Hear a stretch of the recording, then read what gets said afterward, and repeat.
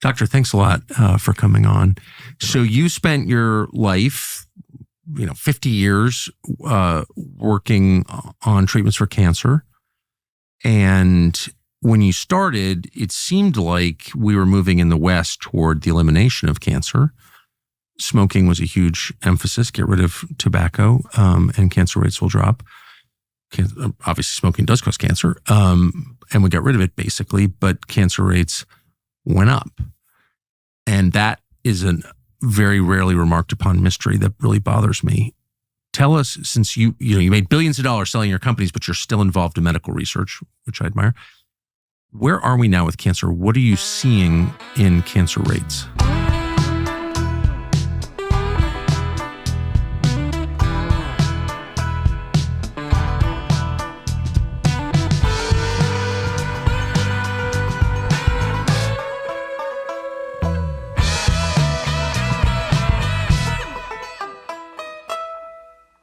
Well, what's really worrisome to me now is not just the rate, but the population in which it's increasing, i.e. the younger people.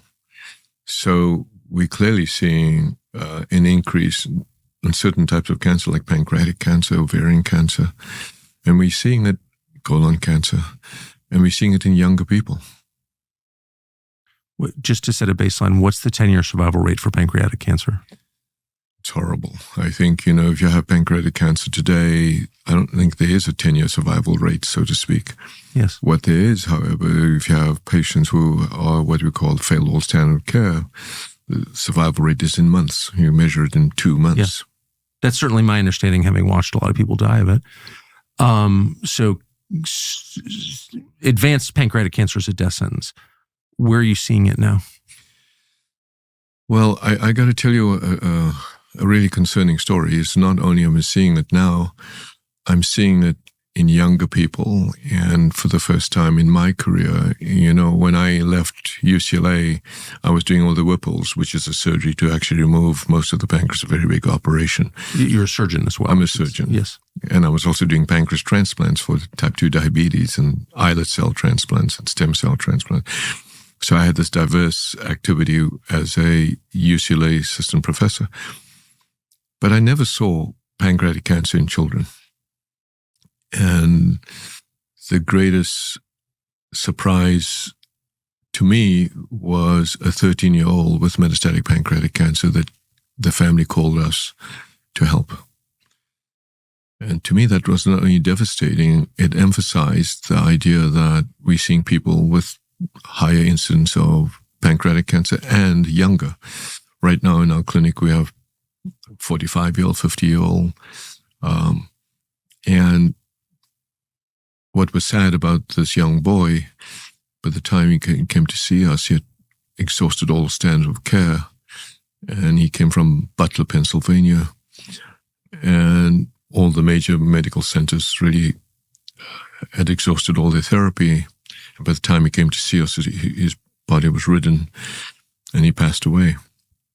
So seeing cancers now in younger people and almost a rise, almost like I don't want to call it a non-infectious pandemic, but this is what I think is going to worrisome in the world, not just in the United States, but largely in the United States, we're beginning to see this, and it's really worrisome. A non-infectious pandemic of cancer, including deadly cancers. Correct. Like pancreatic. In your career, which I think is about 50 years of working on this, how many 13-year-old pancreatic cancer patients have you seen? Never. I inquired around because it bothered me so much now of why this is happening. So Dr. Stephen Day, who was a good friend who was trained with me at UCLA when I was at UCLA, he's now at the Angeles Clinic, and I called him and he said, listen, Patrick, I'm now seeing an 8-year-old, a 10-year-old, an 11-year-old with colon cancer. Colon cancer. We've never seen that. We're seeing now 30-year-old, 40-year-old ladies, young ladies with ovarian cancer. So this is a real phenomenon of a rise of cancer in early people, in young people, and really need to get to the bottom of that. Do you notice a difference in the virility of the cancer, of the speed with which it moves? Well, I'm getting reports, they've even called it turbocharged cancer. Yes, I've heard that phrase. Right. I'm getting reports of that now, that people that have been in remission before even are now getting back the cancers and very rapidly progressing. So if you really think about what the cause of cancer is, and I did a piece with Sanjay Gupta many, many years ago on 60 Minutes. And I said, the cause of cancer is its inability. It's not the rapidity of its growth, but its inability to die. And its inability to die is because it either hides from the cells that matter, i.e. your natural killer cells, your T cells, or, and this is what I'm really worried about, your body and the cancer has found a way to suppress your killer cells. And once they do that, once they activate what are called the suppressor cells, and you call yourself immunosuppressed, and then I think you see this rapid progression because there's nothing stopping them. What could possibly be causing this? Well, I think if you look back of causes, ironically, when I was doing at UCLA, I was working on pancreas transplant where I want to immunosuppress the patients. Yes, you have to. Yeah. Right? Because you prevent it. And then I was working on cancer where I don't want to immunosuppress. So I needed to understand the body's mechanism, and we have a crazy, wonderful, exquisite balance in our body. You have the yin and the yang of the killer cells, and these things called natural killer cells and T cells. Whose job is to kill anything that threatens the body? Whose job is to kill, quite right, anything that threatens the body, whether the body has infection, if you have TB, you have HIV, if you have hepatitis, you have COVID. These cells are there to recognize these infected cells and kill it. As you and I are sitting here today, our stem cells are growing in order to replenish parts of your body, your heart. If you didn't have that, you wouldn't have a heart. At the age of 14, you need those stem cells. But mathematically, there are some cells that are transformed, and your body recognizes that through these natural killer cells and kills it. I call that nature's first responder. And that's your mechanism. That's how we are all protected, and we are in this state of equilibrium or balance.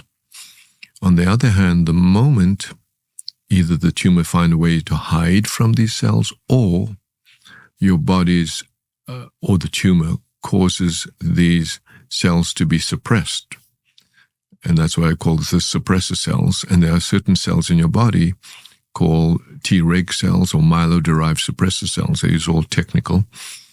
That when they get upregulated, you've lost your protection. And so the question then is, how do we understand this balance? How do we increase the killers and how do we decrease the suppressors? So that's been 50 years of my challenge and how do we expose the tumor? So on the one hand, you need to expose the tumor because it hides from the killers. On the other hand, you activate the killers. On the other hand, you have to suppress the suppressors. So we're truly playing a game of chess. And I think like a astrophysicist, where you're looking for God's particle, where all these molecules are floating around, talking to each other, all the cells are floating around, talking to each other, and this dynamic interaction.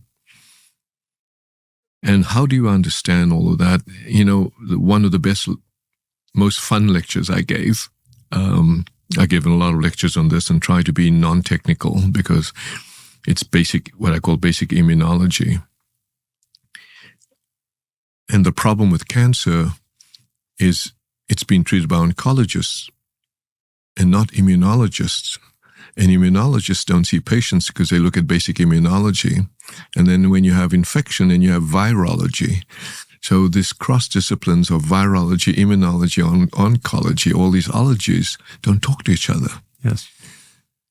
So you're saying, just big picture for non-specialists, of which I'm, of course, one, you're saying that cancer is to some extent a problem with your immune system. It is everything about your immune Okay. system. So you've got all kinds of defective cells that could become cancer or are cancer in your body at all times. At all times. But your body is zapping them. Correct. Right.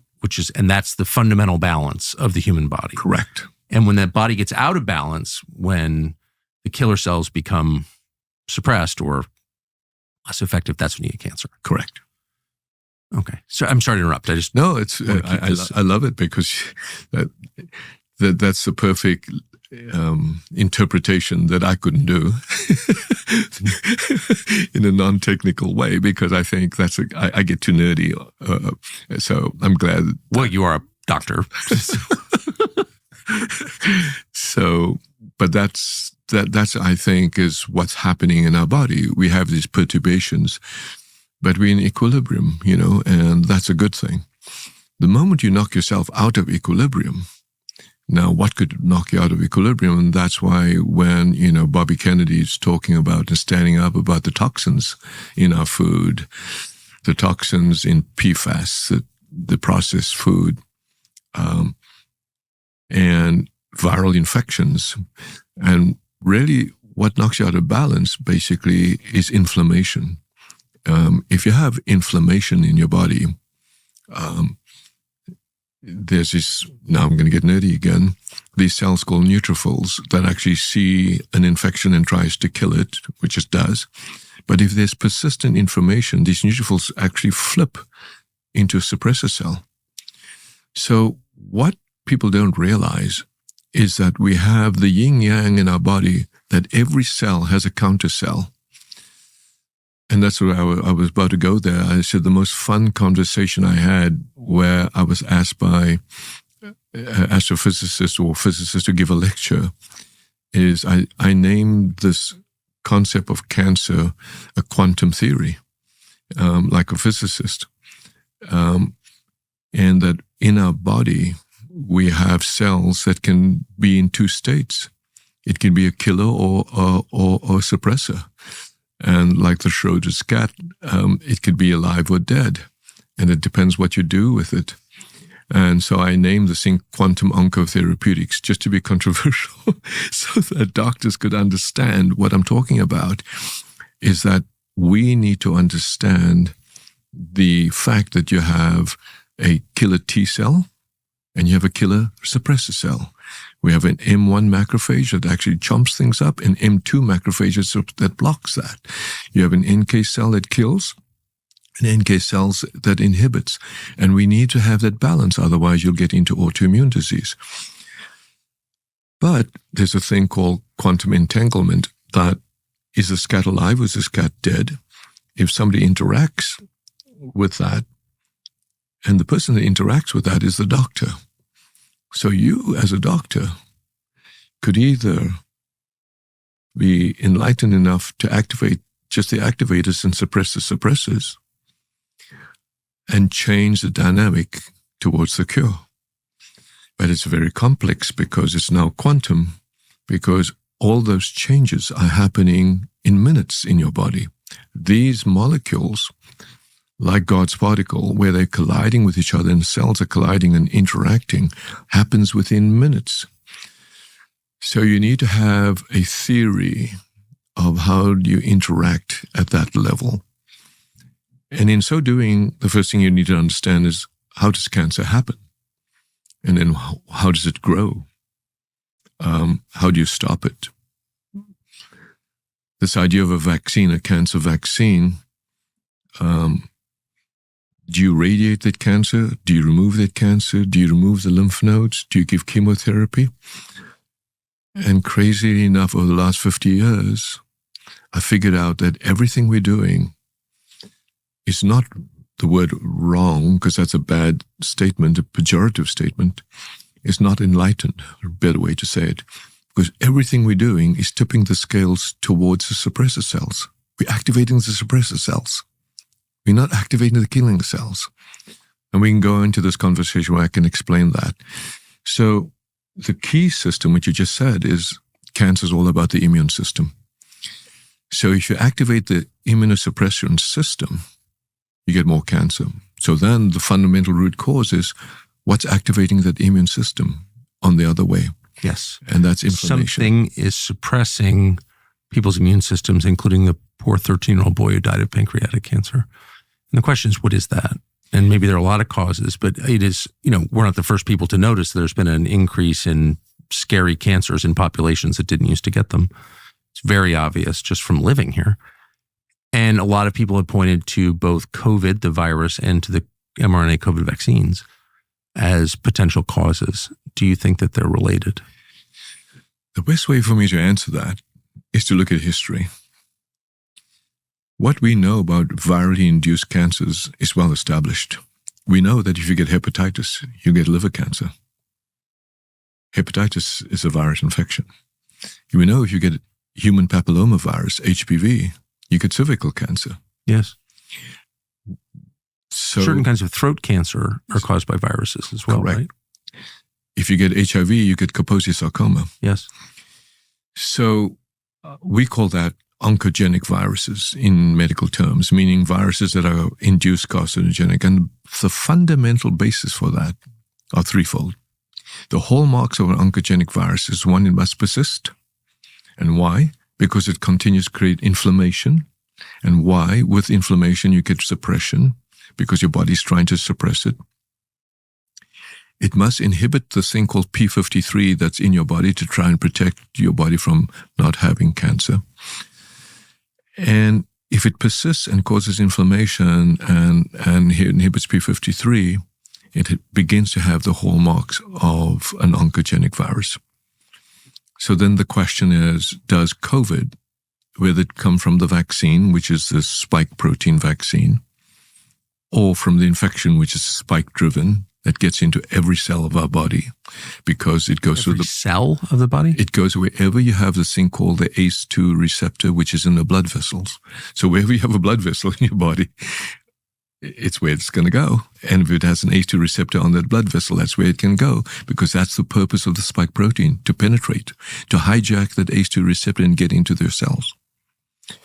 So that's why it gets in the pancreas. That's why you have brain fog, because it disrupts the blood vessels of the brain and causes mitochondrial dysfunction. It's why in the colon, which is a high, and the GI tract is a high ACE2 receptor. That's why pancreas is a high ACE2 receptor, where that's why you people have in the heart, you have dysfunction. You've seen young people who have sudden heart attacks all of a sudden. You see young people with pancreatic cancer all of a sudden. You see young people with colon cancer all of a sudden. So is it by coincidence that post-COVID infection, post-COVID vaccine, we're seeing all these events where we know the spike protein goes there? I don't think so.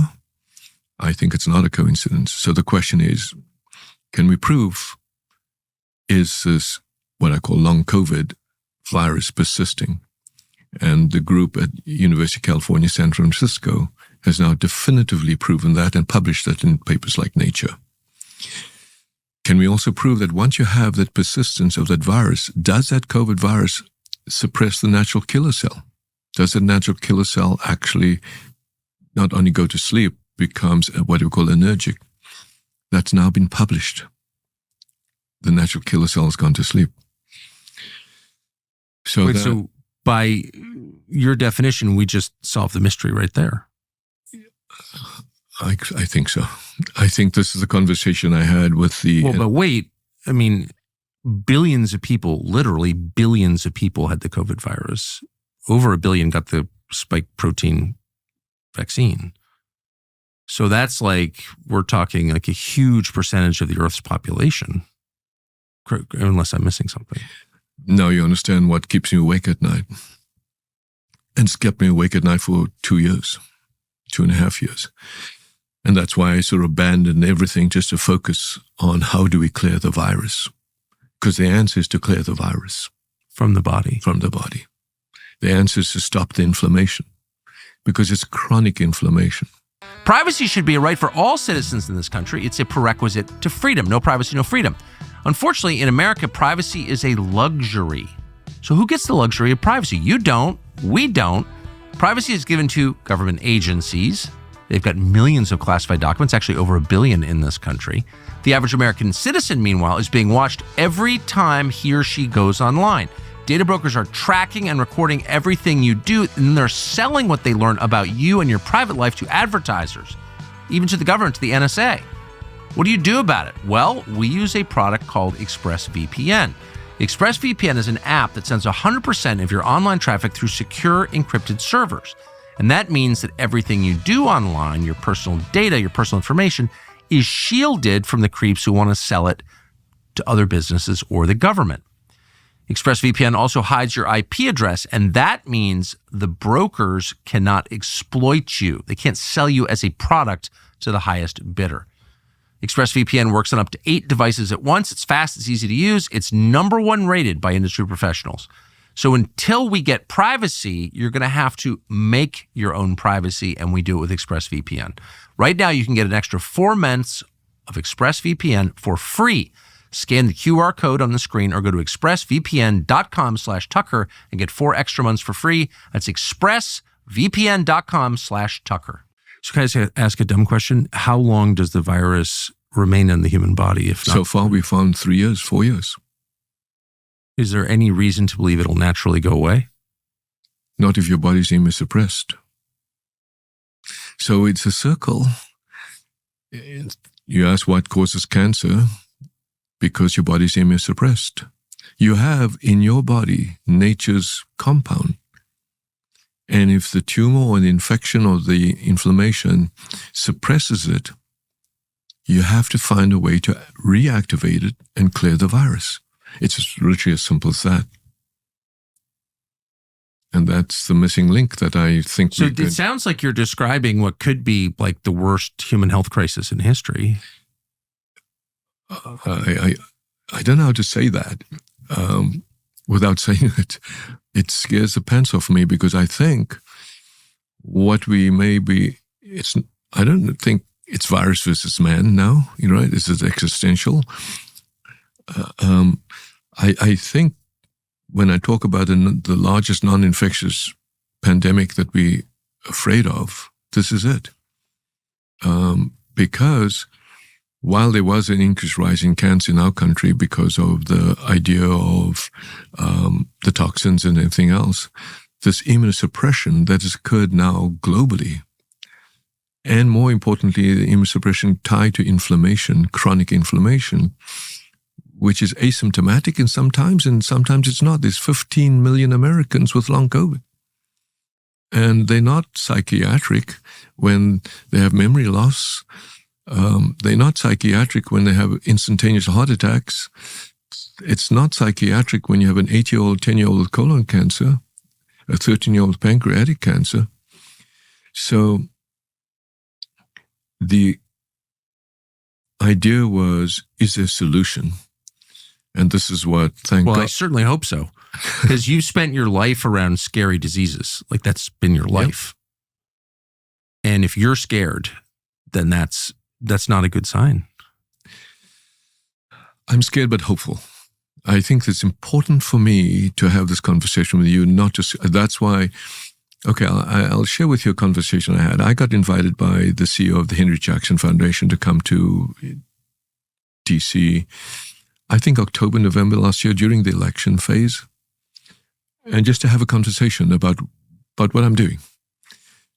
And there he brought the leader from Walter Reed, the BARDA, the DOD, the NIH, the NID, all into that room. And it was just me. And I said, it is time.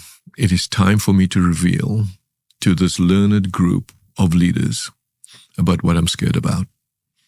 And I spent, I think it was 3 hours, no slides, just me speaking alone on the stage and all of them in the audience.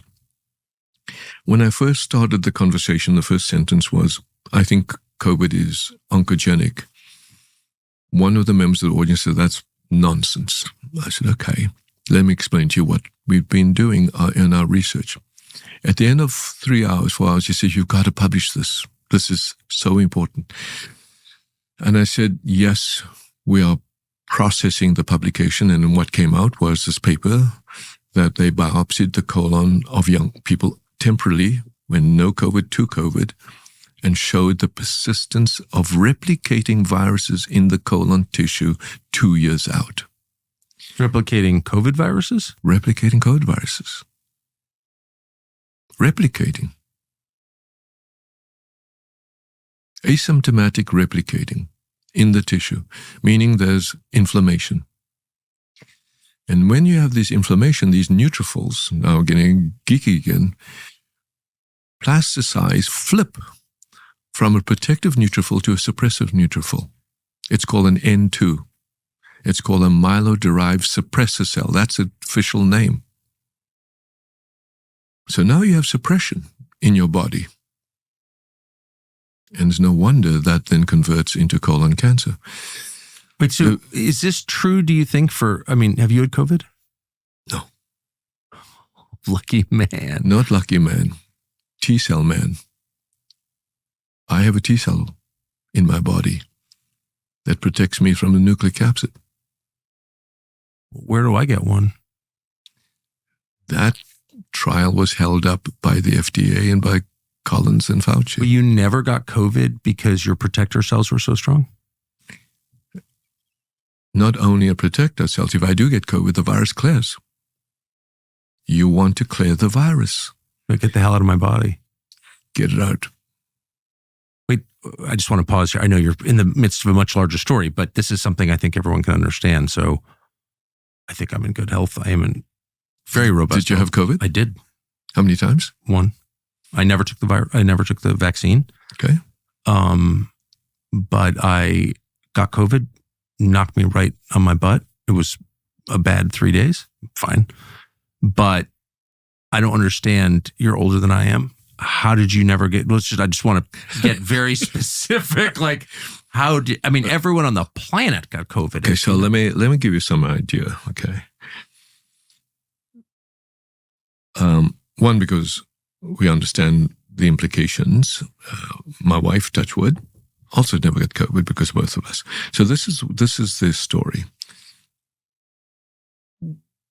We, by that, unfortunately, I relate this. It's a painful thing to me because I related to Kobe's death. It was during Kobe's time when he passed away, and at the funeral, Kobe Bryant, who you were close to, correct, very close to, and at the funeral, at his funeral, all the people in the room, and it was, I think, November, and I turned to Gavin Newsom and I said, "Listen, this is one virus I'm worried about because I was studying this virus. I understand HPV very well and I understand hepatitis." I said, "This is not a respiratory virus. This is a dangerous virus." So I went back and I shut down our organization so that we could actually do nothing else but COVID. My entire team of hundreds of scientists on Zoom and everything else around the world. I said, we must go after this virus with a vaccine that clears the virus. And the only way to clear the virus is to have what we call a T cell and NK cell, the cells that kills cancer cells. And I wrote a paper with Carlos Godon that said, COVID's like cancer and cancer's like COVID, meaning it's immunosuppression that causes its spread. And it's immunosuppression by the COVID virus that allows it to persist. So the only vaccine that's important is a T-cell vaccine. But that's what I'm telling you. Virologists think about antibodies versus cellular therapy. It's foreign to them to have a vaccine that stimulates T-cells.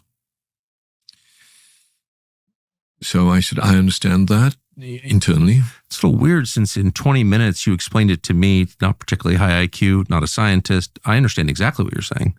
Why isn't it obvious to virologists? Why isn't that like day one lesson in virology school that the T cells, that the cells that protect you against all potential internal harm, like they're the key? Because every vaccine so far is antibody-based. Dogma. Blind spots. Okay. Now we're cooking with gas. Now I understand what you're talking about. Dogma. Blind spots. Nicely put. Okay. I'm sorry. I keep stepping on your story. So you figure out. You're not stepping because you're actually interpreting as pleasure to me because I don't know what I'm saying sometimes, whether it's going to be so geeky, it gets lost. It's important for the audience, for you to interpret. This is what Sanjay did for me in the 60 Minutes. He was brilliant. And he spent 2 years with me, by the way, doing a little 15-minute piece. Wow. Yeah, he would come to LA, we'd do this, shoot. Damn, we just had breakfast. That's it. but okay, so you figure out early, everyone's panicked about COVID, okay? But your position is they're panicked for the wrong reasons. Correct. And actually, maybe they're not quite as panicked as they should be because this virus could pave the way for cancer because it will suppress the immune system of the human body. So you, in November, you said? When did you? Right, so by March 2020, we had the vaccine. March 2020, because I had built a full GMP facility for cancer using the same vaccine that NCI had already tested for HPV and for colon cancer, a thing called CA. So I'd create this vaccine in which we would educate your body prior to COVID for the treatment of cancer, to educate the T cells to recognize a cancer cell to kill it. That's called a cancer vaccine, but which, by the way, is for the only vaccine in clinical trials today to prevent cancer that the NCI is running using our technology. Is there any way you can take the word vaccine out and call it something else? I'm calling it BioShield. Good, because vaccine just scares the crap out of people. I know, because it's not a vaccine in that general sense of an antibody-based vaccine. It's your body's BioShield. So we'll announce it on the show. We're going to call this Project BioShield, which, by the way, in 2004, there was a BioShield Act for national preparedness against radiation, against a pandemic of infectious diseases. So we have the worst thing that can happen to you is to have one dose of radiation will wipe out your NK cells and your T cells. That's how you die. Yes. That's how you get cancer. It zaps your immune system. It zaps your immune system. So we wanted to create a BioShield. And the BioShield is to educate your body to have these T cells called memory T cells that go and hide in the bone marrow and come out when they need it and kill that cell so it can never do damage. That's the concept. And it's not a foreign concept. We published it with the National Cancer Institute. So by March 2020, I took all our resources. Thank God we had the resources. So that's the sort of gift. Was this your money? All my money.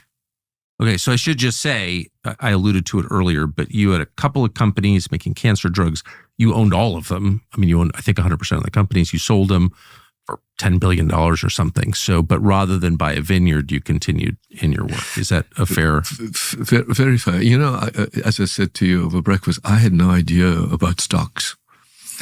So when the two companies were bought, and they were bought for the right reasons, the one company was American Pharmaceutical Partners, and we were making literally close to 1 million vials a day in the United States, manufacturing of 150 different SKUs for every part of the hospital, and was safe for heparin. So Fresenius said, we want to buy you. And we said, great.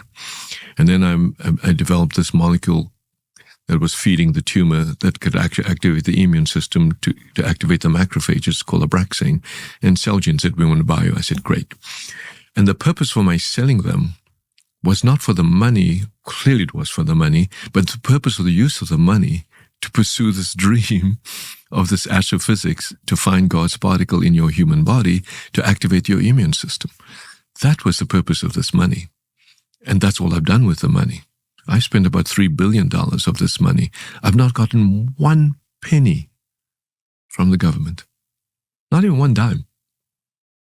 You're the only one. Yeah.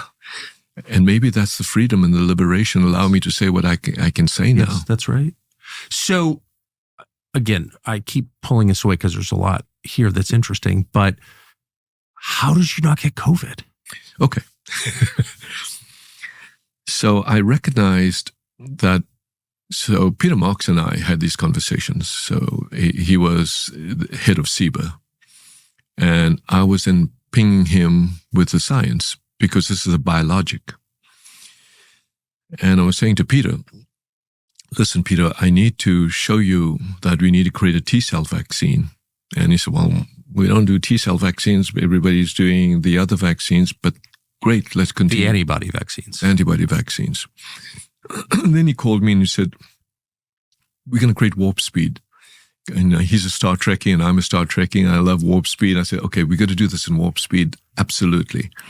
But the only way, Peter, you can do this in warp speed, we need, as a country, to have NIH and BARDA fund a trial where we take macaque monkeys, we give them the vaccine, and everybody should throw their vaccine in, because I don't care whether it's not mine or theirs, whoever's vaccine, to clear the virus. The only way to do this experiment, you give the monkeys the vaccine, it's under your control, you have 100 monkeys, everybody gets a set of vaccines, and then you infect the monkeys in the BSL-3 facility with a high dose of COVID, and then you see in their lungs and the tissue that there's no virus after 7 days. Absolutely. That was warp speed. So I was one of 8 of warp speed. Then I get a call, Patrick, you de-warped. You are there. I said, test my vaccine anyway. They did a vaccine test at the NIH and BARDA. It cleared the virus, as I predicted. There was no virus in the lungs and after a big infection. So I said, okay, I'm de-warped. And this was a Francis Collins scheme and Anthony Fauci scheme and Monty Slaoui scheme. And one day we'll talk about the conversation I had with Monty Slaoui and what I've learned about Francis Collins in that event. And they were going to go after this antibody vaccine, which is this mRNA vaccine with spike. And I said, this is too important. I told my people, we're going to build our own vaccine with our own money. I couldn't get enough material other than to do one batch. And we're going to do a phase 1 trial. And we're going to inject as many people that we can do in the phase 1 trial. I'm one of them. I injected myself. And your wife? And we're going to measure. I don't want to talk about the family. Oh, of course. And we're going to measure my own blood. I drew my own blood and tested, and I have T cells to nucleocapsid and to spike. Which means if I were to get COVID, touch wood, the T cells, now our memory T cells, would clear the virus. So we then tried, begged, because not for funding even, but for the plastic bags that were now restricted as you grow these things to Pfizer and Moderna, all the materials that you need in a biological facility. Got zero. I've only got one batch, so I'm going to South Africa and inject these in patients with HIV, because that's the biggest test you could have. You couldn't generate T cells in the patients with HIV, and do this phase 2 and phase 3 trial in South Africa. So we did that. And then I called Peter and I said, Peter, I'm sorry, what were the results like? T cells. The people that, interestingly enough, it doesn't say, just so you know, you have to differentiate. Does it actually prevent the penetration of the virus versus the load of the virus versus the clearance of the virus? These are 3 different things. So we think it prevents the penetration, but we don't know, because as soon as it does penetrate, it would clear, so you wouldn't even know. Or the T-cell vaccine. This is anecdotal. But some of the people who got our T-cell vaccine, their family members got COVID. They didn't get it, obviously, the vaccine. And they didn't get COVID from a time while living with the family. The issue of clearing the virus in transmission was the key. So an antibody vaccine may reduce the viral load and therefore reduce death, which is a good thing that President Trump did. But the next generation of clearing the virus was what was needed. And both should have been developed simultaneously. It wasn't. And I'll share with you, to this day, it's a mystery to me why. But the opportunity to clear the virus was actually known, I think, by Collins and by Fauci, that it did not clear the virus. The spike vaccines. The spike vaccine. The Pfizer, Moderna, the antibody mRNA, vaccine does not, and to this day, does not clear the virus. That seems like a big deal. Well, just what we talked about. If you don't clear the virus, and you have pieces of the virus in there, especially spike, whether from the infection or from the vaccine, and now you get another infection, now the virus brings along this nucleic capsid. Now it reconjoins and replicates again in these, what they call privileged sites. 2 years later, so what we're seeing, now we're back to persistence. That's now published just months ago. And this is what I shared with NIH secretly 4 months ago. And persistence, asymptomatic persistence, but with inflammation and reduction of P53 and immunosuppression are all the hallmarks and recipes for cancer. And coming back to your first question is, why are we seeing an increase in young people? I think all of the above. The toxins, the history, the red dye, the PFAS, the COVID, all of the above. Does both COVID and the COVID vaccine lower over time the human immune system? The vaccine itself upregulates temporarily the antibodies. But if the vaccine, the spike protein breaks off and the RNA or the DNA goes into the cells, and whether from an infection or the vaccine, that's where the controversy is, right? It could be both. And the vaccine doesn't clear the virus. That's the key. It doesn't clear the virus.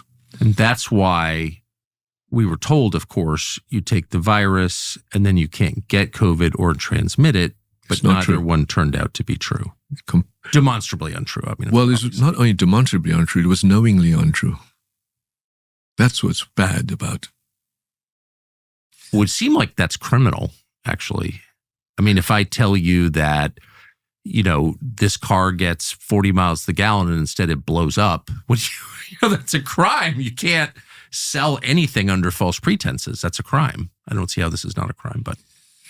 Well, as you said over breakfast, it's not a conspiracy if it's true. I believe you're writing a book with that title. You probably have no idea where your meat comes from. You probably should know. The likelihood is that the meat you're eating passed through a massive industrial processing plant, probably owned by a foreign corporation. Foreign meat. Did you sign up for that? We don't think you did. So you probably have no idea of knowing where the animal grew up, what that animal ate, or what chemicals big food pumped into that animal to increase profits. That's all kept secret, meaning you can never really know what you're putting in your mouth and in your body. That's disgusting if you think about it, and it's easy to fix. Merriweather Farms, a farm owned by friends of ours, is a great option. We use their meat, we eat their meat for every meal. Unlike corporate farmers, Merriweather Farms controls the entire thing, from the pasture the cattle graze on to the facility where the beef is packaged. In Wyoming and across the Mountain West, the cattle are raised without hormones, without antibiotics, or any other additive. Clean American beef you can trust every single time, and they will ship it straight to your door. Go to merriweatherfarms.com/Tucker. Use the code Tucker2025 for 10% off your first order. You can also save on a monthly subscription if you sign up today. That's merriweatherfarms.com/Tucker. We eat it and vouch for it. So, and you know that they knew, you've established for a fact that the developers of this and our public health authorities knew that the COVID vax would neither prevent infection nor transmission. Yes. And worse, I think, it's not well known that during the first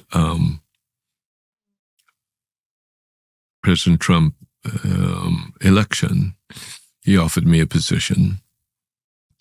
And I turned it down because I said to him, I really could help him from outside in better than, and I had too much to do. I literally was working on this, thank God, working on this potential cure for cancer as well as clearing the virus with COVID.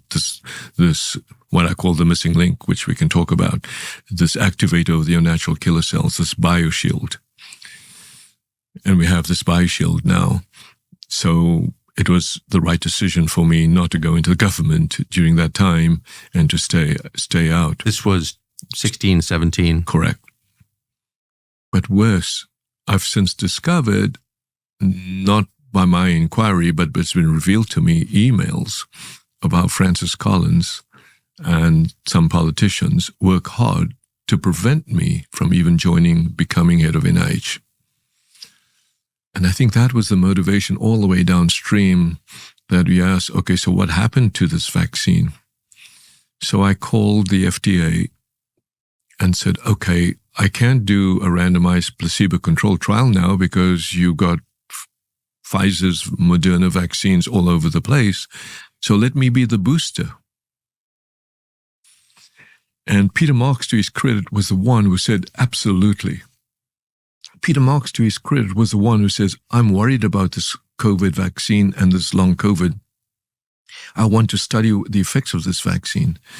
Peter Marks would then say to me, Patrick, fine, go ahead. I injected the first 3 patients as a booster. I get the call from the FDA to say, you have to stop. I said, why? To this day, they never explained to me it wasn't Peter. It was people around Peter said, you must stop. So we stopped. And there was nothing more we could do anyway because we didn't have any of the resources, the money, the supplies to complete a phase 3. So the government has a monopoly on some of the materials that you need to do this kind of testing in a biolab. Is that correct? Correct. But now we're into Biden era. So now we're in the Biden era that said, I must stop. This is 2020 now. No, it was during the Biden era. And I think there was this, sadly, I'm not a conspiracy theorist, but now I've come to realize it truly was a deep state inside there that had a motivation beyond, it's sad to say, it's the most devastating to say, beyond public health. And I just tweeted recently of how so few people could hurt so many.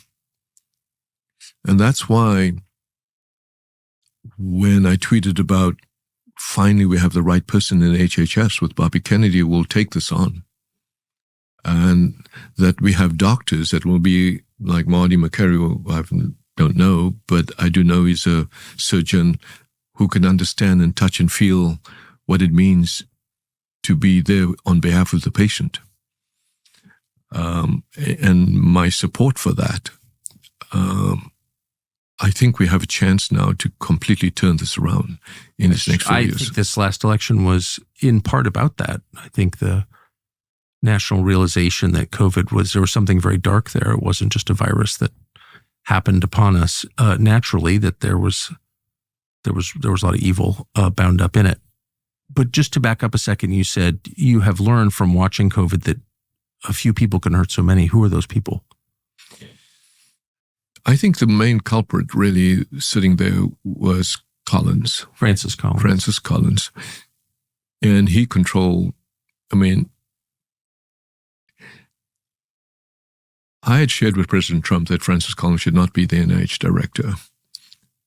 He offered me a job.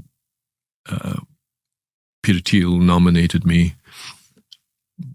And I've since found emails of Francis Collins sending an email to a politician that, alarm bells, Peter Thiel has nominated Patrick Sун-Шионг. We have to find a way to stop it. Why? To this day, power, greed, political need. He did the same thing with Craig Venter. I remember during Clinton's time with the Human Genome Project, where Craig Venter invented the sequencing machine for tens of millions of dollars, and he was spending billions of dollars doing nothing but wanted the credit. I think what happens to you when you get into Washington, the ego, greed, and power changes your mindset. So I can't give motivation to that. All I can tell you is when I saw that email, I was devastated that somebody would actually go to that extent and then send that same email to the CEO of Bio, which is all big pharma. And that CEO of Bio said, let's go to Google search to find some dirt on him. Dirt on you? On me. To stop me from being nominated to be head of NIH or whatever. Let's Google him to stop him? Let's Google to find some dirt, some bad stuff, negative research, whatever they want to find. They probably couldn't find any dirt on me, but that was the interchange between them on email. But the funny thing is you made a product, and by the way, just a clarification of terms. My understanding was a vaccine was administered to a healthy person to prevent him from getting the disease. You're describing a product, the one that you made, that you can inject into an infected person and it cures the infection. That sounds more like a conventional medicine than a vaccine. It's a therapeutic. A therapeutic. Correct. So, I use the word vaccine because that's what they understood. It's dogma and terminology. Right. But you're giving this to people who have COVID, who have HIV. Well, I want to give it to people who don't have COVID so they can actually, if they do get COVID, but then I am now giving to patients with HIV. I'm giving to people with HPV. I'm giving it to people who are getting cancer and have cancer. And more importantly, there's 1 in 280 Americans. 1 in 280 Americans have this thing called Lynch syndrome. What Lynch syndrome is a genetic predisposition of an 80% increase of colon cancer, ovarian cancer, breast cancer. It's a genetic predisposition where your cells don't repair themselves. Yes. I lost a friend to this, yes. We are in clinical trials for the BioShield for patients with Lynch syndrome. We now have 100 patients enrolled already, giving them this BioShield that'll prevent cancer. So it's one of the first trials of prevention of cancer, rigor and treatment of cancer. Then this drug, this BioShield, I keep on not want to call it a vaccine, has just gotten approved in 2024 for bladder cancer. We now have people who have failed everything, who would have their bladder removed. Think about that, your bladder removed, a 9% mortality just from the surgery alone, where we're giving them this BioShield. That's all they got is a subcutaneous injection, into the bladder. And they are now free of disease, still complete remission, 9 years out. Alive today. We can go talk to them. Published. We have patients with metastatic pancreatic cancer. We just published. Was free of disease 5 years out. Senator Reid, who came to see me after having failed all other treatment with his pancreatic cancer, spread to his liver, came to see me and he said to me, Patrick, I'm here, but I checked with Francis Collins who said, don't go. I said, well, Senator Reid, it's your choice. He said, I'm coming. And we gave him the therapy. And his CA19 went down to normal. And he lived for two years free of disease. He actually was very active. We had a patient with Merkel cell carcinoma, which is a terrible disease of failed everything. He came into our clinic, complete response. 9 years out, and he died of other causes. The reason I met Robert Jr., I've not known him for about 4 months, is I called Bobby Shriver. His cousin. And the reason I knew Bobby Shriver, because Bobby called me 7 years prior to that, saying, Patrick, I'm on the City Council of Santa Monica, and the mayor of Santa Monica has this terrible tumor in his head and neck. It's ulcerating under his chin, ulcerating through his jaw, and UCLA and Cedars-Sinai said, he's got 2 weeks to live, he's got to go to hospice. Can you see him? I said, absolutely, Bobby. I think he needs our natural killer cells. He needs our BioShield. So I brought him to our clinic, which we have in Los Angeles, in El Segundo. The nurses broke into tears. The nurse says, Patrick, what are you doing? UCLA said he has to go to hospice. You should give this man. I said, no, you don't understand. We can dynamically activate this. And this is all as an outpatient. We got him into complete remission. Complete remission. Is he still alive? So it healed, and this melted the tumor. He went home because it was exposed. A little bleed happened in the blood vessel. His family took him to St. John's, and then they called me frantically and says, the doctor says, do not resuscitate. I said, what? Let me speak to that doctor. He said, well, it's bleeding and it's got this thing. I think he was in his late 70s, early 80s. I said, please clip it. It's a complete response, and we're going to do a flap to cover that. He did. We did the flap. He lived for 2 years. Was able to eat. So when I called Bobby and I said, Bobby, you remember what we did? He said, absolutely, Patrick. A lot of people have asked me to introduce to Robert. You know, Robert and I don't speak very much. We've had an argument about his ideas, and I said, I understand, but I'm going to give your number to Robert, to Bobby Kennedy, and he'll call you. Bobby called me in 10 minutes, and I said, Bobby, I'd like to introduce myself. He said, Patrick, can I meet with you? I said, please. And he came to meet with me at my home, and we had this long conversation. And I realized, I watched your show with him. He is what he is, an authentic man with a sense of purpose, conviction, courage. He says what he really believes. Sometimes it may be wrong, sometimes it may be right, but he says what he believes. And I really believed, oh my God, here's somebody who would have the courage to take on the world and ask the questions. And I said, I'm going to support you. And that's what happened. That's how I got to know him. Amazing. He was dismissed by, not just dismissed, attacked and vilified by a lot of people in the medical establishment, I would say. Everybody. Why were you willing to listen to him? Because what he's saying is exactly what I was saying. And I'm sort of attacked by these same people because of the dogma that's out there. So let me give you this example. I said, Bobby, and I shared with him the story about Hope Hicks. I said that you probably just walked out to the office and I walked in 2016, 2017. I said, listen, people think of you as saying you shouldn't have a polio vaccine. That you're an anti-vaccinator. What you really are saying, you're worried about the excipients inside the vaccine. So about the what? Okay, so that's a technical. The materials that go in with the vaccine. Yes, the mercury, etc. The mercury, etc. So I understand there's a polio vaccine. There's 1, 2, 3, 4 polio vaccines that now been manufactured. And now that all of a sudden there's a new polio vaccine that's manufactured in which we have cow's serum, calf serum, inside that vaccine. And I know, and you know, everybody knows, in the UK knows, you can get prion disease from this calf serum because you can't measure that. So that got approved in 4 days just because of safety, the way dogma is happening. But there's other polio vaccines. So you can take the other polio vaccines, but don't take that one. Just like I was telling you about, maybe I was telling you about Propofol's story over breakfast.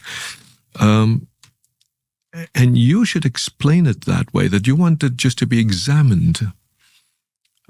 And he said, exactly. I said, okay.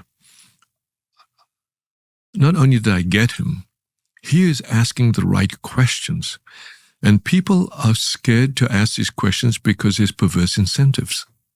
And that was what bothered me. But in science, shouldn't any question be allowed? Exactly. So when I tweeted, I said, he knows more science than most doctors.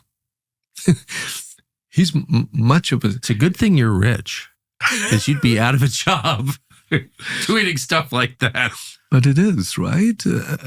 And that's what's a blessing, I think. You know, I live the American dream, and that's when you said, okay, I made this money. The money is for the purpose of being able to do this. And I was very concerned about being too loud about it, because if this deep state would hold up the approval, and they did, by the way, they put us into complete response letter. I got 1,000 requests for information. My submission was close to 700,000 pages in order to get this thing through.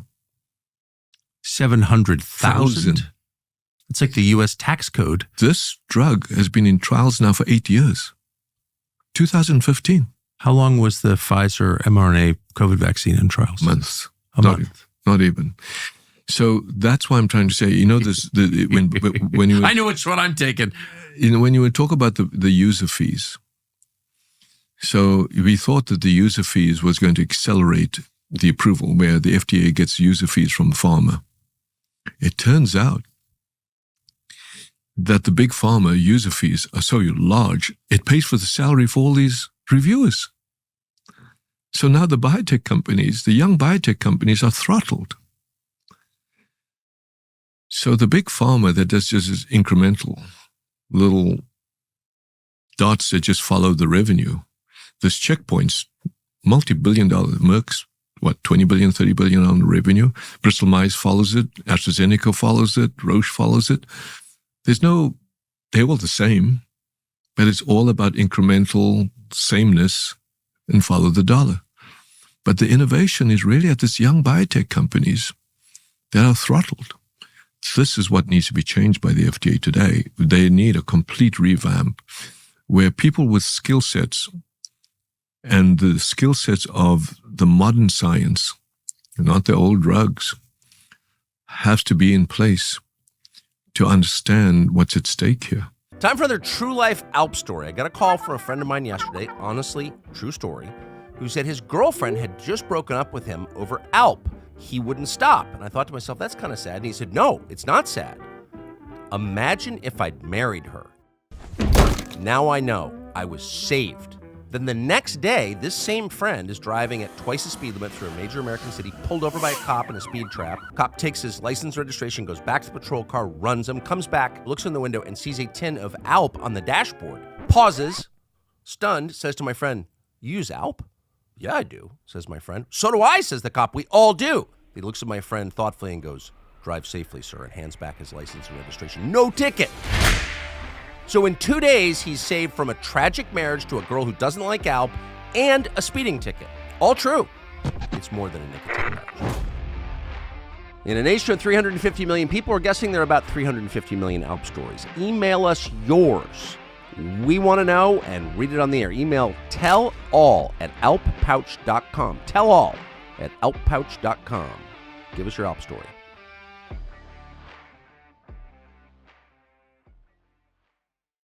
Well, you have to take the conflicts out too. I mean, if a reviewer is paid by the company whose drugs he's reviewing, that's like such an obvious conflict. In no other world would that be acceptable. Not only wouldn't be acceptable, if then that reviewer has also the role to block an innovator, it gets worse, right? Again, this just seems like crime to me. Yeah. I mean, I don't know if this were going on in another country outside the United States. And I'm an American, so I give the United States every benefit of every doubt. It takes me forever to realize something's corrupt because it's America. It's not corrupt. But if this were happening, I don't just name the country, China, South Africa, I'd be like, well, that's the most corrupt thing I've ever heard. Well, that's exactly the fear I have now. The Chinese don't have this restriction, and their innovation is now outstripping us. Think about that.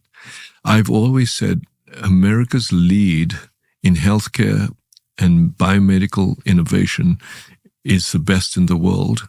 And if we could use biomedical innovation as foreign policy for Africa and to Asia and to India, to bring that to the rest of the world, that's how we lead. I now read the papers, and the Chinese science is now outstripping us. Look what happened to AstraZeneca just last week. They just spent $2 billion investing in China now. That's a tragedy for us. Not for manufacturing? For innovation. Oh, so that's not good. Not good. Because the idea was we offshore all the manufacturing, but the ideas generate here. So AstraZeneca is an English company. So what I'm saying is the fundamental problem, I think, lies at the FDA and even the NIH. So the change that Bobby's bringing in with Jay now being head of NIH and Marty being head of FDA and Bobby himself having the courage to stand up to talk both against the food industrial complex and the pharma complex, take on the Mercks of the world and the Pfizers of the world.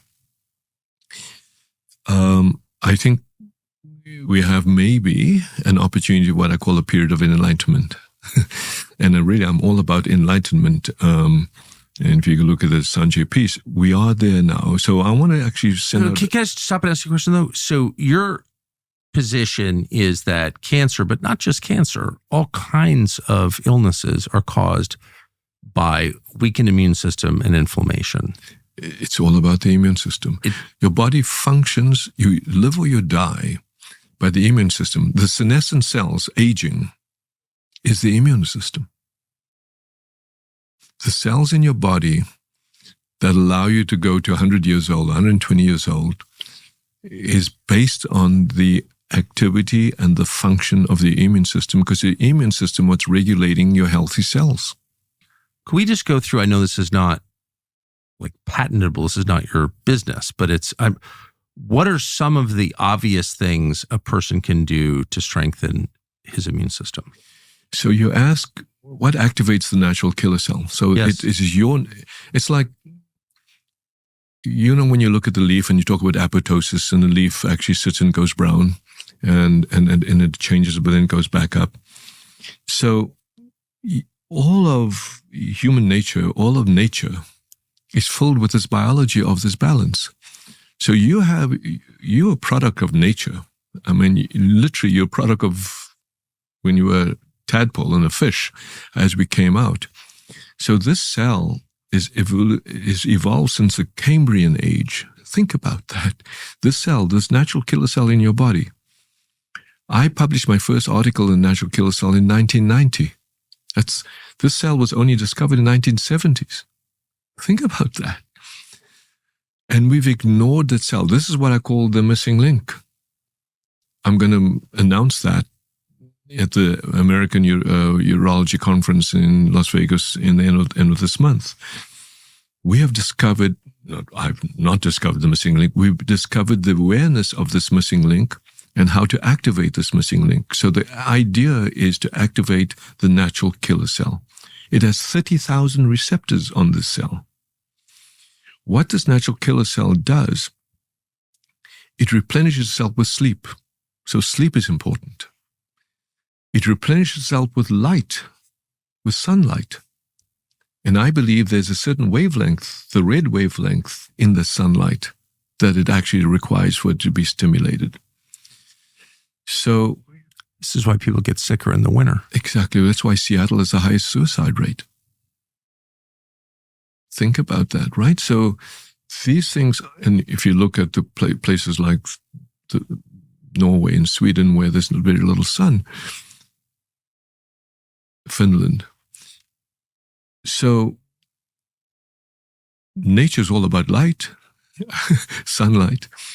So that's why I think this is... I like obvious observation. Nature's all about sunlight, of course. Plants don't grow without sunlight. Right. And at the end of the day, we either about neutrons, photons, and electrons. That's what we are. We as a human being is nothing else but a battery and end gate. When you think about that, right? So we have a bunch of electrons and neutrons and charges that floating through us that actually interact.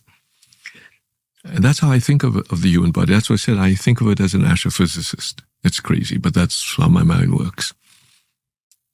So sleep, getting sunlight, and having food that doesn't immunosuppress. Your biome, the bacteria in your body, sends out materials that actually will immunosuppress or activate. What are the immunosuppressive foods? Unfortunately, I think most natural foods are fine. It's the toxins in the food. Exactly what I said, the excipients. So when we talk about red dye, the processed foods, all this unnatural processed stuff ultimately cause inflammation. Now, when it gets back to this plasticity of inflammation, inflammation causes immunosuppression because it causes all these cells to flip Yes. from the killer state to the suppressor state. That's why we said we have this dichotomy of, is the cat alive? Is the cat dead? You see it too in the elderly. It's why an infection or a diabetic foot infection can Correct. lead to a systemic infection and kill the person. Correct. Right.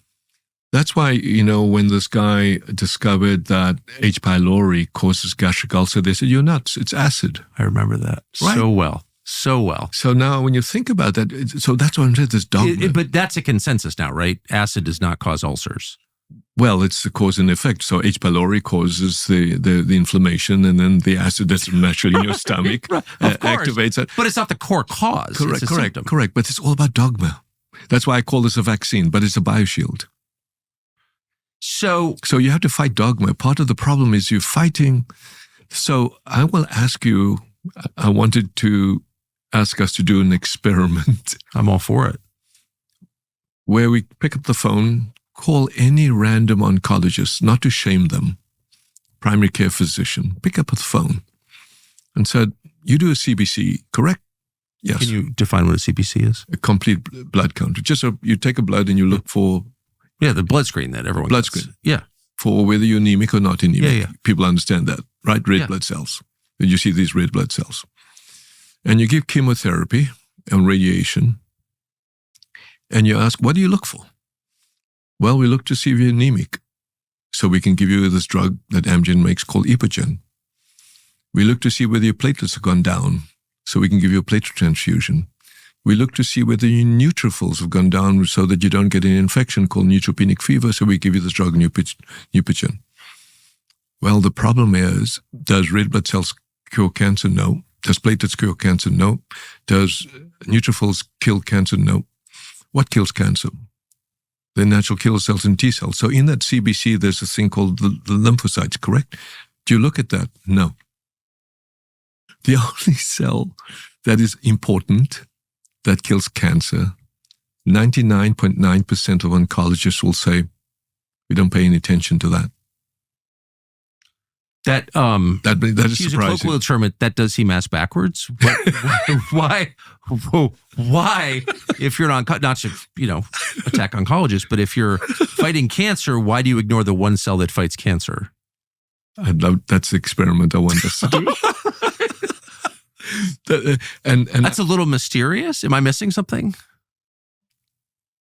that's exactly. That's the missing link. The final frontier, the E equals MC squared, the God's equation. That is the key element in your body that we've been missing for 50 years. For 50 years. But it's even worse than that. Those missing links we've actually destroyed with chemotherapy. We've destroyed with radiotherapy, and we've destroyed with checkpoint inhibitors. We've destroyed with steroids. Guess what we give to patients? Chemotherapy, radiotherapy, steroids, and checkpoints. Am I missing something? I don't know anything about this. I was a Russian studies major, but I have just because I'm 55, I know a lot of cancer patients. I have always been skeptical that the protocol is effective based on, so what I have noticed is those therapies seem to beat back the cancer short term. But then so often you watch it come roaring back. I'm in remission, and then wham, you just get hit by a tidal wave of cancer and eliminated. So if you see my writings, I have written so many times, you win the battle and you lose the war. So this is not, I'm not imagining this You're phenomenon. not imagining it. You win the battle and you lose the war. The reason you win the battle is because you see this little blip of a response with chemotherapy. And then the moment you stop, or not even, you've actually now killed the cells that were there to protect you. You've upregulated the suppressor cells, and you get metastasis, and you say, oops, sorry, you now have to go to hospice. Think about that. That's what we've been doing for 50 years. That's the dogma that I'm fighting. So let's just say I leave here and am diagnosed with, a serious life-threatening form of cancer. What would you recommend I do next? So This is where you play chess and don't play checkers. This is where you play Go, where you say, okay, what is the cancer doing first? Well, guess what? The cancer is not stupid, so it's figured out a way to hide from these killer cells. So the first thing you have to do is you have to expose the receptors on the cancer so the killer cells could recognize that. So even in the presence of chemotherapy, you don't use chemotherapy to kill the tumor. You use a tiny dose of chemotherapy just to stress the patient, the cancer, and the cancer says, oh my God, something's coming at me, and it starts exposing itself. So you go from hide to expose. So you use the chemotherapy at a low dose called low metronomic dose to use it as what I call an immunomodulator. Importantly... Wait, I was asking, you're describing cancer as almost like an autonomous entity that has a goal, a will to destroy the human body. It does. But you're describing like a... It's a machine. But with intent and kind of clever behavior. It hides? Like what? You're describing like some foreign entity in the body that's trying to kill the body. It is. It's like a virus. But how can a tumor know to hide? Because it has genomic sequencing in there that actually blocks the expression. So it just sounds diabolical. It is diabolical. That's why I spent 50 years trying to understand. It's not a human brain. It's biology and how biology can mutate. And actually, your body is a beautiful thing. I mean, it's an exquisite thing. So it has to have this thing called epigenetics. So it has the genomic sequencing that says, I'm not going to express this. So we can now stress that and block the block, and it now expresses something on its surface that our T cells can recognize. So that's the first step. Smoke it out. Smoke it out. But your body has mechanisms to smoke it out. It gets even more complicated. Your body has a thing where you can induce what we call DAMPs, which is damage-associated molecular patterns, but forget that. It's a way of actually smoking it out, so now your T cells can recognize it. Okay, so now you've done step one. That's just step one. That's one molecule. So this is why I think the FDA needs to understand we're fighting a war where you need battlefield awareness all simultaneously, where you have to orchestrate your Marines, your Army, your Navy, your Air Force, all in the right place, so that you can use the tumor in your body to act as the weapon, as the vaccine. Because a tumor has molecules that is foreign to the rest of your body, and if you educate your T cells to recognize those molecules that is foreign to the rest of your body, that T cell can remember. Now you have a memory T cell. So for the first time in 2024, in our package insert, we have a molecule called the BioShield now, I'll call it the BioShield, that can activate the natural killer cell, activate the killer T cell, and drive memory T cells. We now have bladder cancer patients who would have lost their bladder in complete remission for 9 years and still alive. And so the protocol is you administer low-dose chemo to identify where the tumor is. You smoke it out. You smoke it out. But at the same time, you need to have the natural killer cells and T cells ready. So you give them the BioShield that upregulates and stimulates your natural killer cells and T cells. What about radiation? Does that play a role? That'll kill your natural killer cells and T cells. So no. Unless, and comes to unless, today the radiation is what they call 70 gigabits. It's huge doses. Unless you give a tiny little dose just to the tumor, nowhere else, to smoke it out. So you use radiation in a very different way called SBRT, a low dose. To identify rather than destroy. To expose rather than expose. So the algorithm is expose, from hide to expose. The next algorithm is activate and proliferate your NK cells. And that's with the subcutaneous injection. Correct. The next algorithm is to educate your T cells with a vaccine that you anticipate that's going to be exposed. So you now have educated T cells ready. So you've got educated T cells, you got NK cells. And the next thing is to activate your macrophages so they become killer macrophages And the next step is to suppress the suppressors. You do that all simultaneously. How much human suffering is involved in this? There's a lot in a conventional course of cancer therapy. All as an outpatient. We've done hundreds of patients now. So someone taking this course is he going to lose his hair or throw up all the as time? an outpatient. No. What's even more exciting... Because that matters for cancer patients. I mean, it's hard to be a cancer patient. It's horrible. Yeah, but we're now seeing patients now in complete remission. More importantly, I want to treat patients before they need surgery.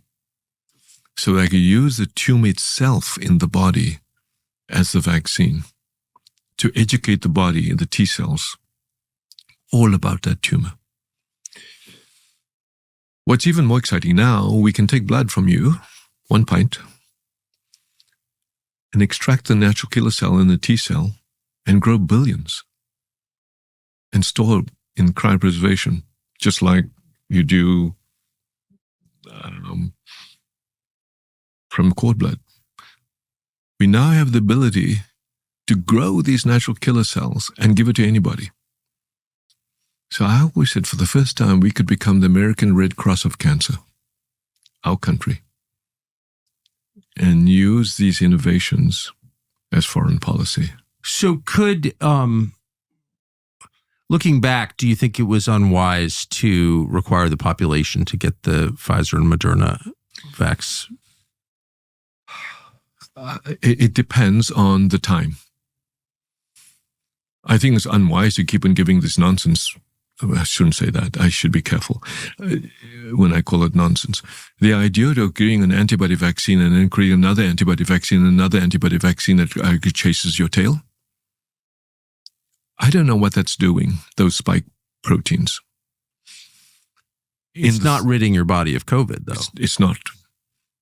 Is it creating even more variants in your body? I don't know.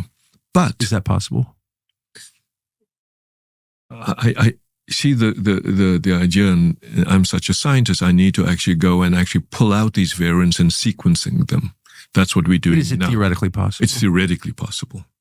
Could there be any change to a person's DNA from taking this? Well, that's what this does. It's what the mRNA vaccines do. Correct. It converts into DNA and it converts into replicating, and that's what it does. And it replicates an RNA virus. It becomes the virus. Well, as someone who's clearly, you've made reference to it a couple of times, interested in evolution, to change the DNA of a species is to change the species over time. No, I don't think it integrates. My concern is that this virus is all about itself. Very selfish virus. Selfish virus. In fact, the fact that it's now less deadly is in the virus's interest. The virus doesn't want to kill you because you are the incubator. Think about that. The virus wants you alive. You're speaking in a way that suggests intent and forethought. It's biology. It's evolution. Everything is evolution. It was the intent to go from a tadpole to to human being. I don't know, but to consider the possibility you have something, or the certainty that you have something within your body that is acting against your body's interests on purpose. Yeah, because it needs you to be the incubator. So the veracity when it was so man-made. So, viral evolution, when we call affinity maturation, it matures itself so that it can be more infective. That's one thing it tries to do as a virus. I mean, these viruses are living organisms. And when I say living, they don't have brains or anything else, but they have machinery that are very sophisticated. They have what they call promoters and etc. Why would you make something like that on purpose? Well, there are viruses in nature, of course, which theoretically will go through what you call maturation that normally do not infect you. They're not species; they're species specific. Exactly. But why would you then change that? And that's what this, gain of function study was so dangerous. That's why it was prohibited. It's so self-evidently evil to even play with something like that, with the potential consequences, which we're now seeing, 13-year-olds getting pancreatic cancer. Like, how could anyone do that? And why aren't those people in prison?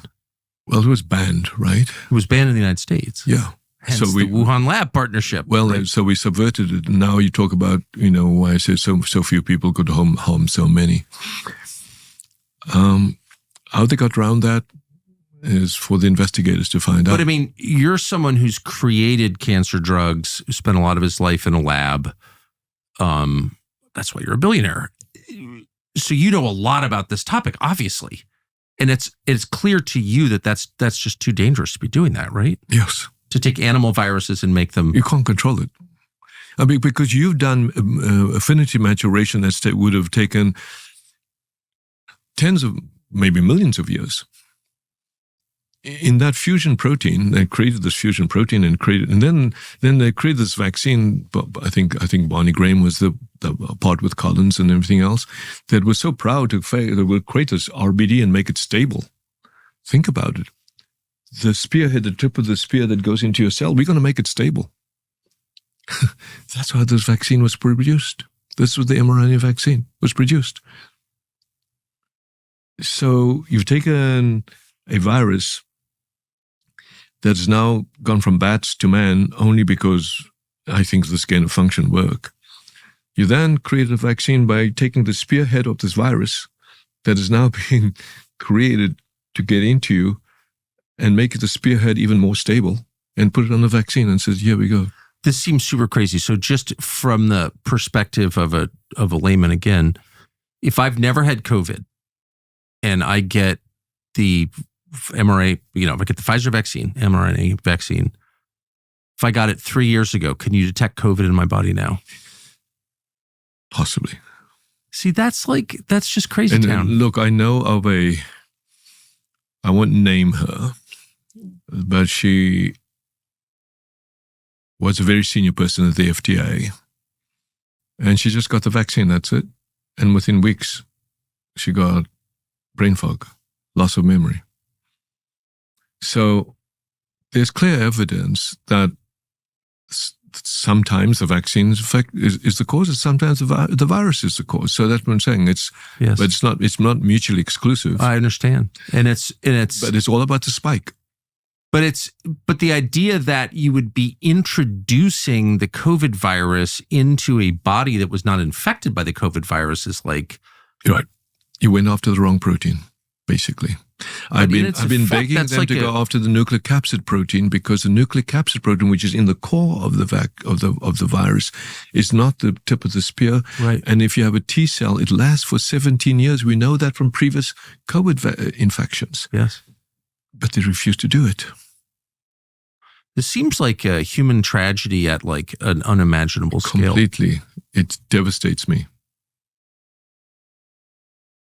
Well, that's incredibly bracing. And I think you're one of the very few people I've ever met who has the absolute authority to speak on this. And yet you've not been encouraged to speak about it, it sounds like. I've not been what? Encouraged to speak about it. Yeah, because I'm not a political person. And I have this bigger picture that we have to find a solution, not just for COVID, but for cancer. And the irony is this BioShield works for both. And the only chance... they're connected, it sounds like. They're completely connected. And the only chance we have now, because I had no idea that the political deep state was so powerful and so vicious and so egotistical that they would stop good science. So now I'm out there speaking because the drug got approved. But that's not enough just for bladder cancer. It has the same treatment effect for pancreatic cancer, lung cancer, triple negative breast cancer. It is the only molecule for 50 years that upregulates these killer cells, period, the missing link. Well, you never got COVID. So you really never got COVID? Never got COVID. How many people do you know who didn't get COVID? Well, the President of the United States got COVID like 4 times. So if you did get COVID, there's 3 antigens in the virus. There's a spike, there's a nucleocapsid, and there's a thing called the M protein, M. And And when you do your blood test, you can see if you have the M protein. If you have the M protein in your antibody or T cell or antibody to the M protein, that means it came from the virus. If you have no M protein, it came from somewhere else. It could come from the vaccine. I have no M protein, and I have T cells to N, and I have T cells to S. So you could basically lick a park bench and not get sick. No, it doesn't exactly. So now you need to differentiate and not conflate the ability of the virus to infect. It could still infect me, but my body has the protection, the bioshield, to clear it immediately, within 7 days. Clear it. Is this a lifelong protection? Well, based on the science of what they call MERS-1, where it was in 17 years is protection. That was the original coronavirus outbreak. Correct. 17 years, this nuclear T cells is out there. So I'll take that. I'll take 17 Exactly. And you can get a booster. Now what we're working on is a universal COVID virus, a vaccine for all coronaviruses because it's in. So what we did, that's a good segue to that. So during my genomic sequencing, I was building the whole machine learning supercomputing network, and I ran the National Lambda Rail for the God's particle, and I built supercomputers and AI way before AI was, and I presented the AI model to President Obama, believe it or not, in the one-pager for healthcare. So our supercomputer, we combined ourselves with Microsoft so that we had the largest GPU cloud during COVID. And we were able then to actually look at the infectivity of every species, every variant of COVID with every human type. There's a thing called HLA. So that we could actually look at how the virus would change and avoid the T cells. And the only thing that it could never do was change the nuclear capsid and never could avoid the T cells. We made that software public. It is still public, and published it so that anybody could test. Based on your HLA and my HLA type would be slightly different. There's hundreds and thousands of HLA types, and know whether this sequence, if you had that sequence in your body, would be protective. Through that, we are developing what we call a universal COVID vaccine, BioShield T-cell vaccine, and we have it. But how do you do it? So one of my thoughts was just to give it away to somebody. I actually offered to give it away to Regeneron and to Amgen way back, but they were too busy. Everybody was too busy during the COVID time. So one of the ideas now was for me to actually go to the Serum Institute in India and say, "Yeah, please go build this and make this available to the world." So, there's just so much we could do as an organization. We're a tiny little biotech company relative to the Merck and the Pfizers. But that's what my goal is. My personal goal is, when you say I'm still doing it, I don't have a vineyard, the resources that was given to me as like God's gift, I believe, that allowed me to do this. So, we have hundreds of employees, I have 40 acres of land in Los Angeles. The other tragedy was I took over this facility in Dunkirk, that New York State had put $200 million in, completely empty, brand new, amazing facility for national preparedness. And I called Chuck Schumer to help me make that available for the country. Nothing. It's still sitting there, available for the country as a national preparedness manufacturing site in Dunkirk, New York, for which we put $50 million in, but there's no employees in there right now. Nothing. That's crazy. It is really ridiculous, right? Without leadership, without skill sets in leadership, and without informed leadership, how we as a country could go down the wrong path. And I'm so hopeful that these next 4 years could change that. So this has been an amazing story. You're obviously very famous in the medical research world, and controversial, but I'm sold on what you said. So everything that you've done is, you'll have a great obit because of it. Then you decide to buy the LA Times in 2018-ish. Yeah. And, owning the main newspaper in the country's second biggest town makes you obviously a media mogul, but it makes you a political figure as well. And LA is so complicated. Like, why would you do so? Why would you? You don't need that. Why would you do that? Well, I think it really helps to know how I grew up, right? So I grew up in South Africa as apartheid. Because South Africa I did not see a TV until the age of 21, believe it or not. No TV? No TV. South Africa didn't have TV. So not that I didn't watch period. TV. Period. Also, it was just books and newspapers. That was the only way I got educated, books and newspapers. To the extent that I would go every day as a newspaper boy to the printing press in Port Elizabeth, sit at the printing press, get the first one off the press, read it, and then run with about 200-300 papers through the city. That would be what I did and grew up.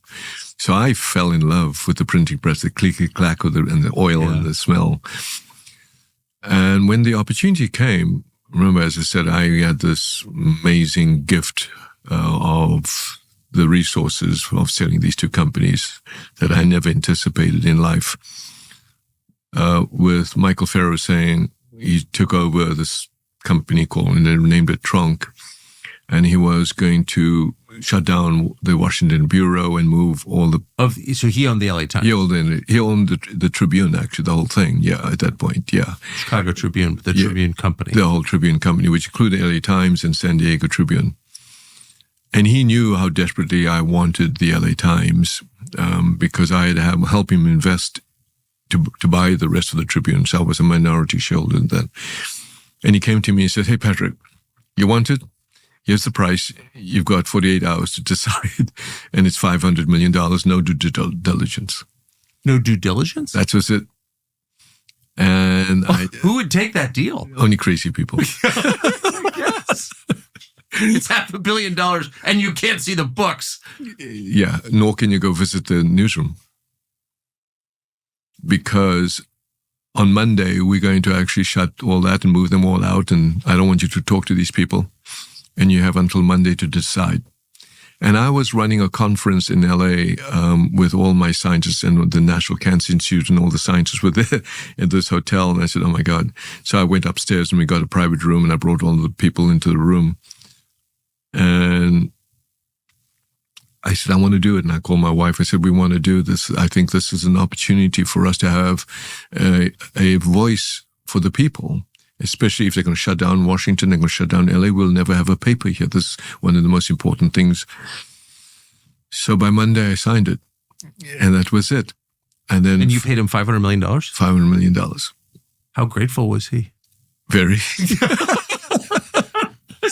I'm sorry to laugh. But if you hadn't made so much money, I wouldn't be laughing because it would be mean. But that's incredible. So Phil Anschutz saw I've got some stuff I'd like to sell you. Is that So Phil Anschutz saw me at the next Laker game. He says, "You know, Patrick, I always thought you were such a smart guy until yesterday."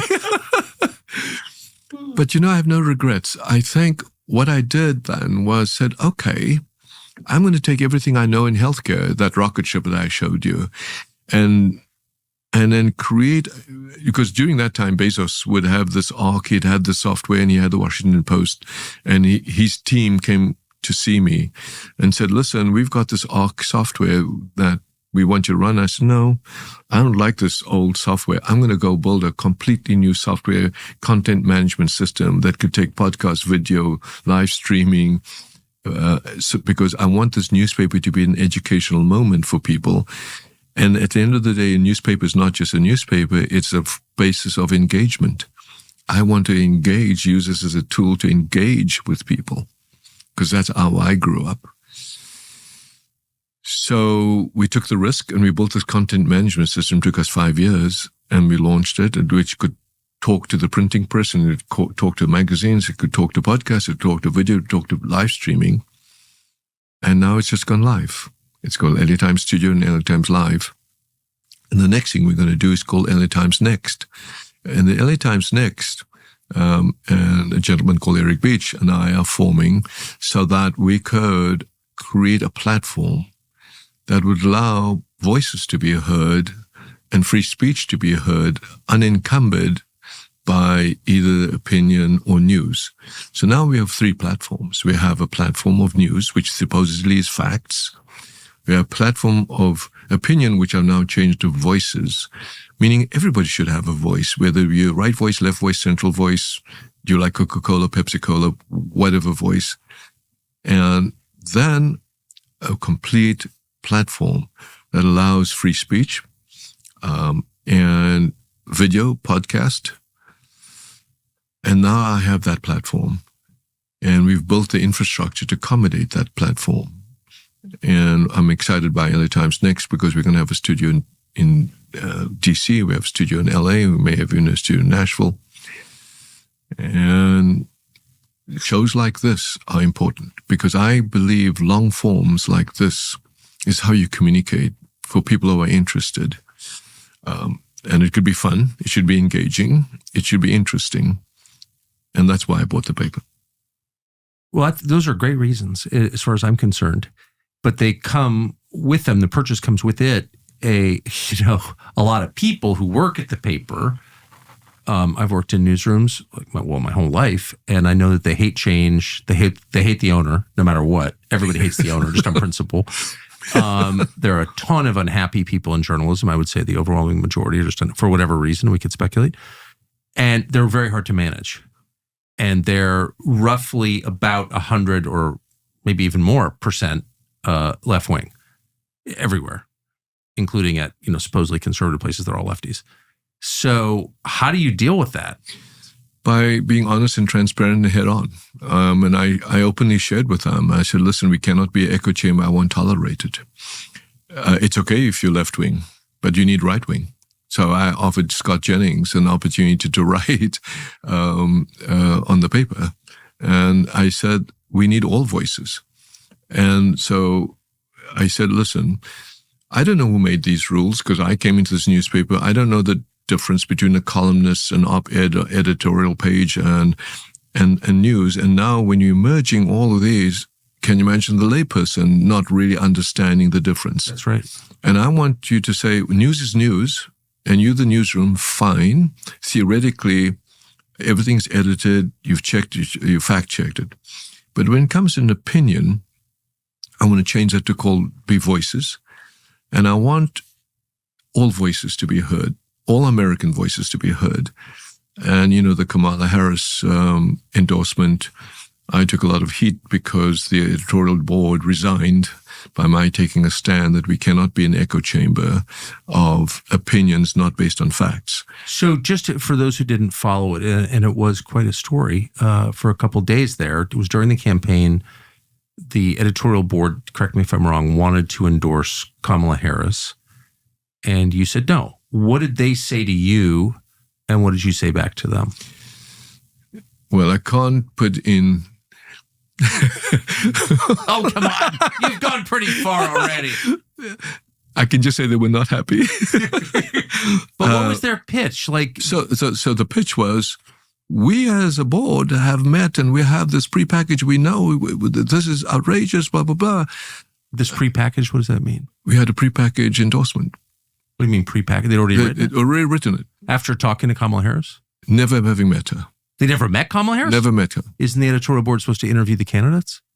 By the way, the editorial board never met even. I'm on the editorial board. So I said, But Kamala Harris was in LA all the time. Correct. So in your neighborhood, actually. Correct. Raising money, keeping the traffic in trouble, raising money. And I'd never met her, and nor did the board ever met her. And I said, this is unacceptable. And they as you could see, because it's a left-leaning, they wrote terrible stories about President Trump, which is... Had they met him? Not met him either. So my statement to them was, listen, you may have an opinion, but all of us should have an opinion based on facts.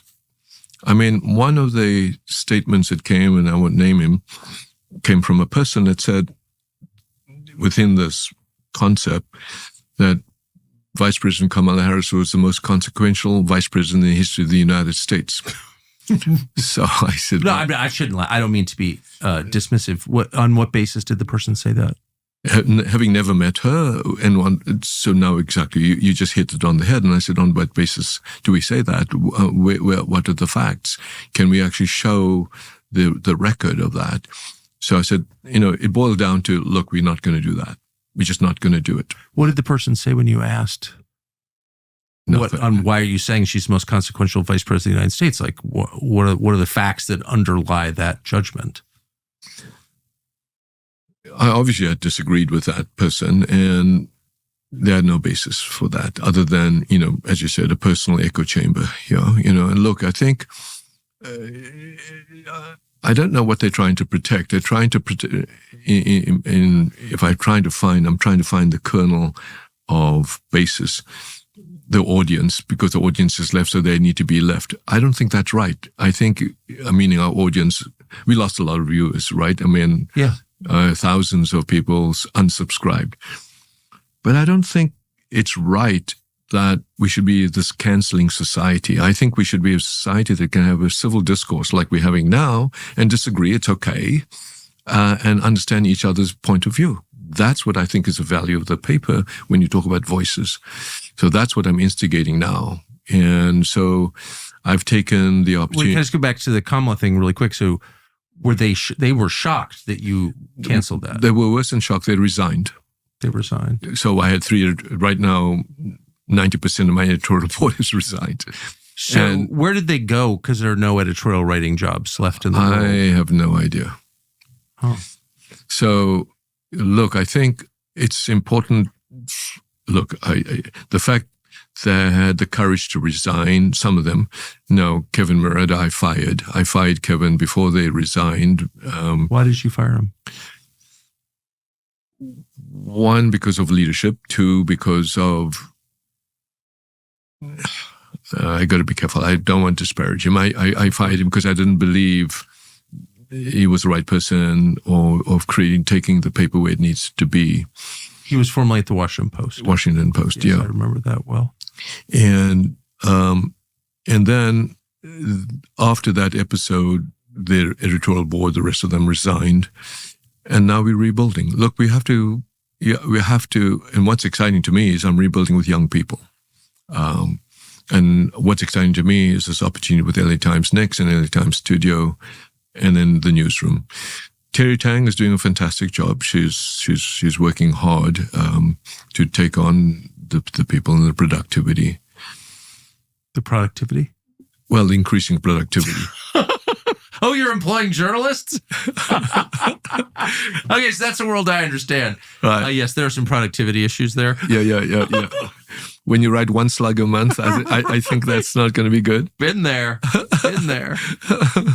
Yeah. So it's been an experience, but look, we're there in for the long haul, I think.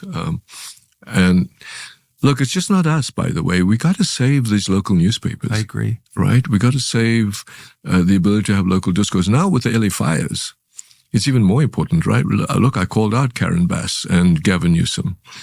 And these politicians... You know them both. I know them both. I text with them both, and I complain to them both. And what I tell the public is what I tell them. So I don't say anything behind their back. I personally say, I said, you're not doing the right thing. Whether it be the homelessness, they did a terrible job.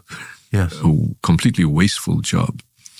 So these are the kinds of things that I think it gave us the opportunity to have a say in our community, and that's what I'll continue to do. Now we'll position ourselves in DC, and I think the next 4 years will be really, hopefully, monumental. Doctor, thank you for spending all this time. All right. No, I really appreciate it. This has been fun and a pleasure. Thank you. Thank you. So it turns out that YouTube is suppressing this show. On one level, that's not surprising. That's what they do. But on another level, it's shocking. With everything that's going on in the world right now, all the change taking place in our economy and our politics, with the wars we're on the cusp of fighting right now, Google has decided you should have less information rather than more. And that is totally wrong. It's immoral. What can you do about it? Well, we could whine about it. That's a waste of time. We're not in charge of Google. Or we could find a way around it, a way that you could actually get information that is true, not intentionally deceptive. The way to do that on YouTube, we think, is to subscribe to our channel. Subscribe. Hit the little bell icon to be notified when we upload and share this video. That way you'll have a much higher chance of hearing actual news and information.